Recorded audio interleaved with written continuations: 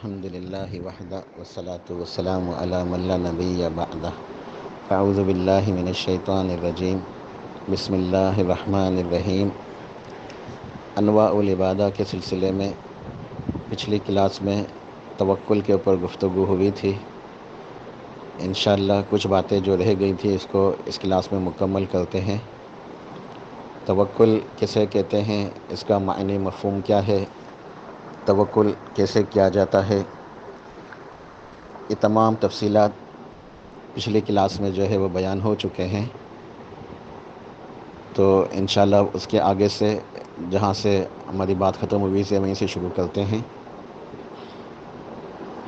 امام مسلم رحمہ اللہ حدیث بیان کرتے ہیں، وعن ابی ہریرہ رضی اللہ عنہ قال قال رسول اللہ صلی اللہ علیہ وآلہ وسلم احرص علی ما ینفعک واستعن باللہ ولا تعجز وان اصابک شیء فلا تقل لو ان فعلت کان کذا وکذا ولکن قل قدر اللہ وما شاء فعل فإن لو تفتح عمل الشیطان، کہ جو چیز تمہارے فائدے کی ہو اسے حاصل کرنے کی کوشش کرو، اسے طلب کرو۔ یعنی جو تمہارے فائدے کی چیز ہو، جو تمہیں نفع دے، تو اپنے نفع کی چیز کو حاصل کرو، اسے طلب کرو، اور اللہ تعالیٰ سے دعا مانگو، اللہ تعالیٰ سے مدد مانگو، اور عاجز ہو کر نہ بیٹھو، کوشش کرو۔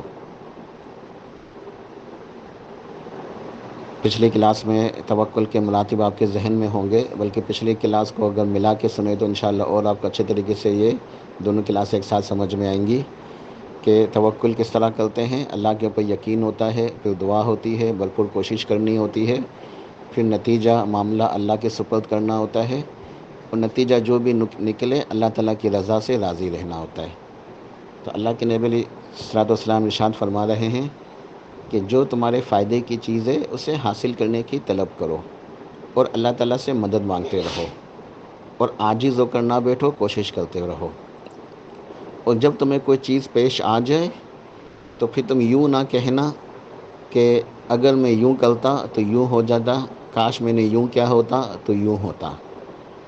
بلکہ تم یوں کہنا قدر اللہ وما شاء فعل، کہ یہ تو اللہ تعالیٰ کی تقدیر ہے، جو اللہ نے چاہا وہی ہوا، کہ یہ کاش، یہ اگر، یہ مگر، یہ شیطان کے دروازے کھلتا ہے۔ یعنی یہ توکل کے منافی ہے کہ انسان یوں کہے کہ کاش میں نے یوں کیا ہوتا، کاش میں یوں نہ کرتا،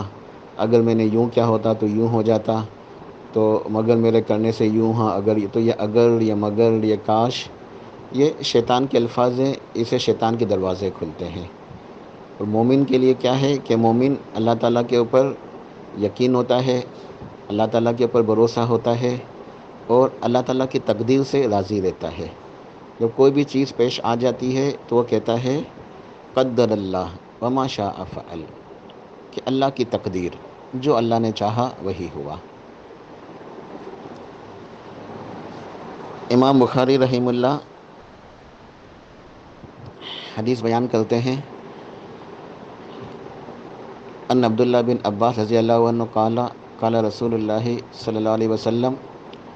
يدخل الجنت من امتی 70,000 بغیر حساب،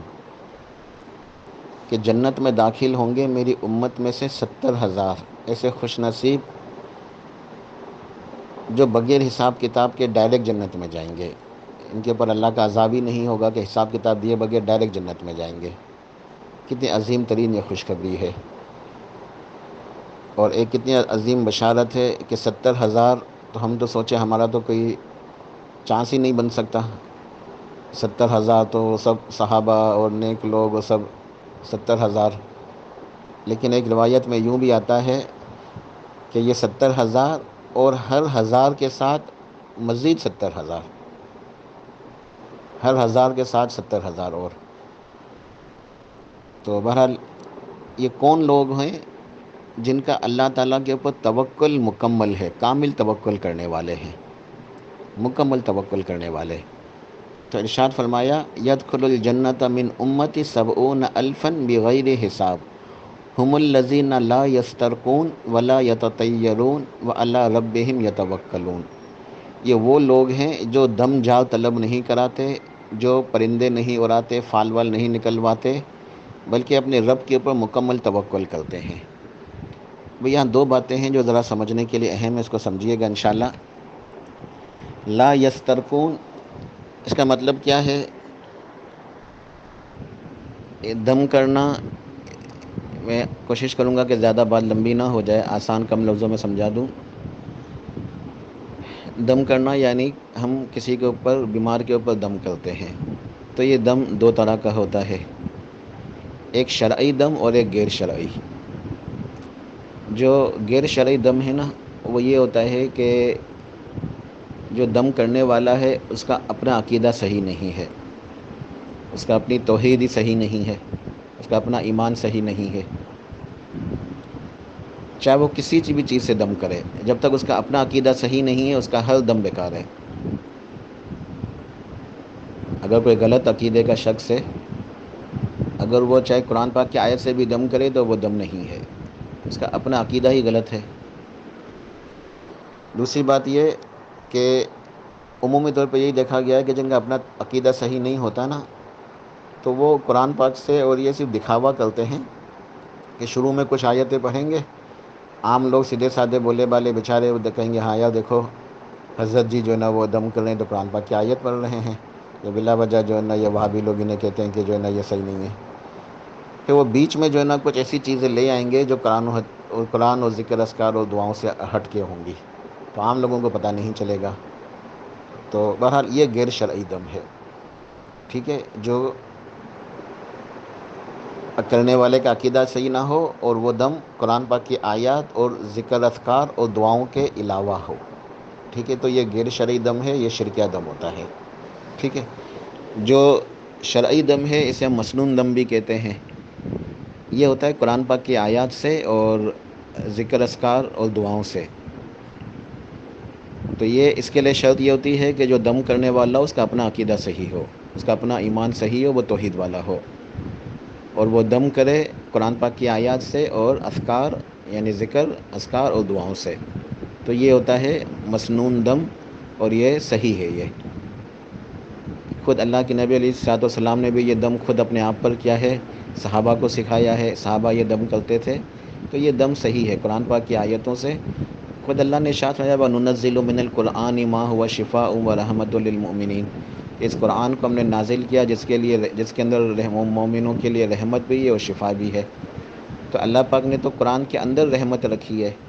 اور اس طریقے سے ذکر اذکار کے اندر بھی شفا ہے اور رحمت ہے، دعاؤں کے اندر بھی رحمت ہے اور جو ہے نا وہ شفا ہے۔ تو ذکر اذکار دعائیں قرآن پاک کی آیات ان سب کے اندر اللہ تعالیٰ نے رحمتیں بھی رکھی، برکتیں بھی رکھی، شفا بھی رکھی ہے، یہ سب کا سب شفا ہے۔ لیکن یہ شفا کیسے ہے؟ اس کو پڑھنے سے، ٹھیک ہے۔ تو یہ ایک بات یہ سمجھ میں آ گئی کہ ایک ہے شرعی ایک ہے غیر شرعی، ٹھیک ہے۔ اچھا، اب جو شرعی دم ہوتا ہے نا، اس میں جو ہے نا ایک بات یہ سمجھنے کی ہوتی ہے کہ ایک یہ ہوتا ہے افضل صورت، افضل صورت یہ ہوتی ہے کہ ایک انسان جو مریض ہے نا، اسے چاہیے کہ اللہ کے اوپر اس کا یقین ایمان اچھا ہو، اللہ تعالیٰ سے تعلق مضبوط ہو، اللہ کے اوپر بھروسہ کرتے ہوئے خود دم کرے اپنے آپ پر، اس کا توکل اللہ تعالیٰ کے اوپر ہو، وہ خود دم کرے اپنے آپ پر، قرآن پاک کی آیات سے کرے، اذکار سے، دعاؤں سے کرے، ٹھیک ہے۔ اچھا، کبھی ہوتا ہے کہ مریض کی حالت ایسی ہوتی ہے کہ وہ پڑھنے کی خود کرنے کی پوزیشن میں نہیں ہوتا، تو اس کے گھر والے کر لیں، ٹھیک ہے۔ جب اللہ تعالیٰ حالت بہتر کر دے پھر مریض خود بھی کرنا شروع کر دے، تو یہ سب سے افضل، ٹھیک ہے۔ تو یہ ابھی تک ان کا توکل صحیح ہے، وہ فضیلت کے دائرے میں ہے، یعنی ٹھیک ہے۔ لیکن ایک انسان اس دائرے سے نکل جاتا ہے فضیلت کے، وہ کس طرح؟ جو حدیث کے اندر ارشاد ہے کہ لا یسترقون، کہ وہ دم جا طلب نہیں کراتے۔ وہ ہوتا یہ ہے کہ کسی کو پتہ چلا کہ بھئی فلاں علاقے میں جو ہے فلاں مولوی صاحب ہیں، فلاں جو ہے نا وہ عالم صاحب ہیں، فلاں قاری صاحب ہیں، وہ بہت مشہور ہیں اور بہت لوگ ان کے پاس جاتے ہیں، بہت رش ہوتا ہے اور وہ دم کرتے ہیں۔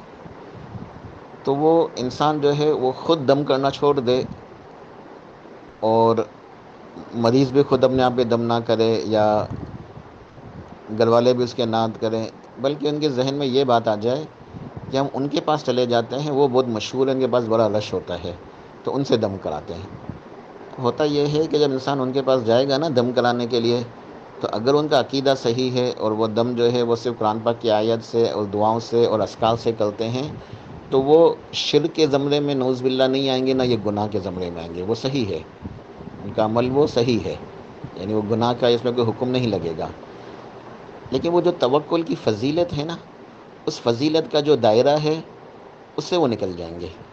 کیونکہ اب ان کی جو ہے نا وہ توکل کا کچھ حصہ جو ہے نا ان کا یقین وہ اس شخص کے اوپر چلا گیا، کیا یہ بہت اچھا دم کرتے ہیں، کیونکہ یہ بہت مشہور ہے، لوگ بہت دور دور سے ان کے پاس آتے ہیں، تو ان کے پاس ایسی کون سی چیز ہے؟ کوئی الگ قرآن تو نہیں ہے، جو قرآن ہمارے پاس ہے وہی قرآن ان کے پاس ہے، جو اذکار یا جو دعائیں وہ پڑھیں گے وہ اذکار وہ دعائیں ہم بھی پڑھ سکتے ہیں۔ تو بات یہ ہے کہ یہ ایک انسان اگر یہ سوچ کے کہ یہ فلاں جو ہے ان سے دم کرانے جاتے ہیں، تو پھر کیا ہوتا ہے، یہ پھر ایک انسان ایسے ایک راستے کا مسافر ہو جاتا ہے، پھر بھٹکتا رہتا ہے۔ چند دن ان سے دم کروایا، کچھ صحیح ہوا، کچھ شفا ملی، پھر کسی نے بتایا جی وہ فلاں علاقے میں جو ہے نا اس سے بھی بڑے مولوی ہیں، چلو یا پھر وہاں چلے جاتے ہیں، پھر پتہ چلا کہ بھئی اس شہر سے باہر دوسرے شہر میں تو وہ اس سے بھی بڑے مولوی ہیں۔ تو دیکھا گیا ہے کہ لوگ ایک شہر سے دوسرے شہر بلکہ دوسرے ملک جانے کے لیے بھی تیار ہوتے ہیں کہ بھئی وہاں سے جو ہے نا وہ دم کرا لیں۔ یہ ہے اس دائرے سے نکل جانا کہ لا یسترقون، کہ دم جال طلب نہیں کراتے، بلکہ ان کا توکل تو ان کے رب کے اوپر ہوتا ہے کہ جو دم انہوں نے کرنا ہے وہی دم ہم بھی کریں۔ تو سب سے افضل یہ ہے کہ مریض خود کرے، اور جب مریض کی حالت ایسی ہے وہ خود نہ کر سکے تو مریض کے گھر والے کریں، اور جب صحیح ہونے لگے مریض تو مریض خود بھی کرے، تو یہ سب سے افضل ہے۔ ٹھیک ہے، تو ایسے یعنی کہ پاس جانا،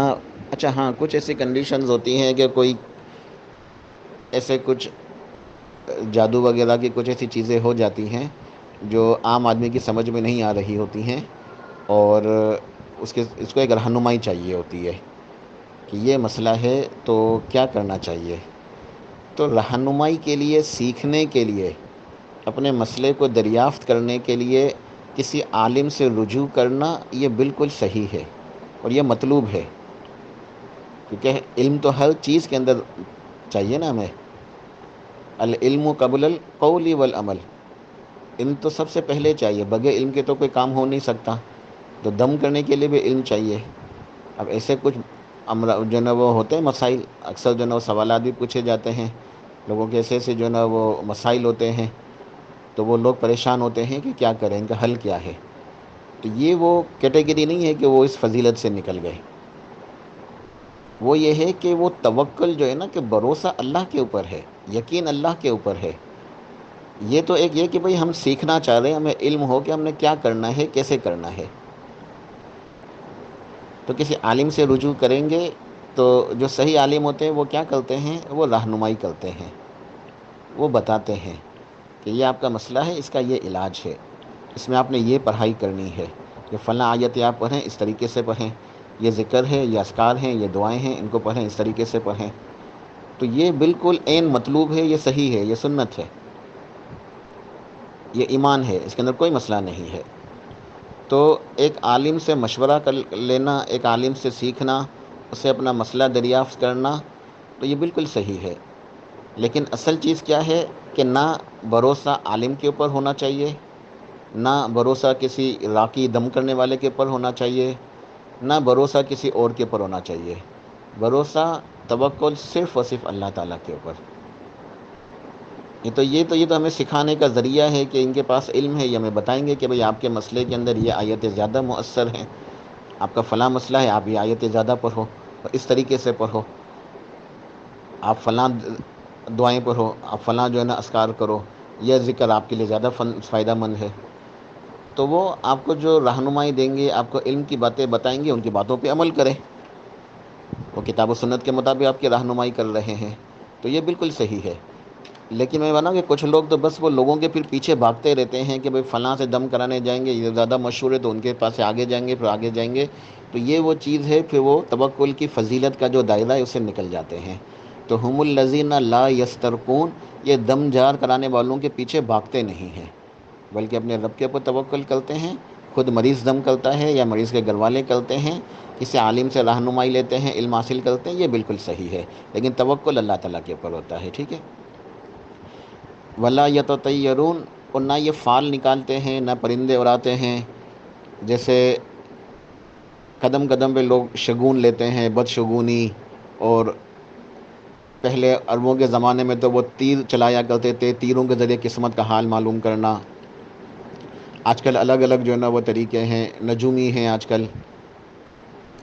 عربوں کے زمانے میں بھی ہوتے تھے، انہیں عاراف کہتے تھے اس زمانے میں۔ آج کل ہمارے یہاں ان کو پامسٹ کہا جاتا ہے۔ تو یہ نجومیوں کے پاس جانا، پامسٹ کو ہاتھ دکھانا، اپنا برج معلوم کرانا، آپ کا دن، آپ کا ہفتہ کیسا گزرے گا، لکی نمبر کیا ہے، لاٹری کا نمبر، شادی بیاہ کے لیے ستاروں کا ملانا، ذائچہ بنوانا، تو یہ تمام باتیں یہ سب کیا ہیں کہ بھئی یہ انسان معلوم کرتا ہے کہ یار یہ کروں کام نہیں کروں، کسی کے اندر پتہ نہیں اچھا ہے برا ہے، کیا کرنا چاہیے، تو ان سے معلوم کرتے ہیں، یہ کچھ نہ کچھ بتائیں گے۔ اور کچھ لوگ الو کا بولنا بڑا منحوس سمجھتے ہیں کہ اگر گھر میں یہاں الو آ کر بیٹھ جائے یا الو بولے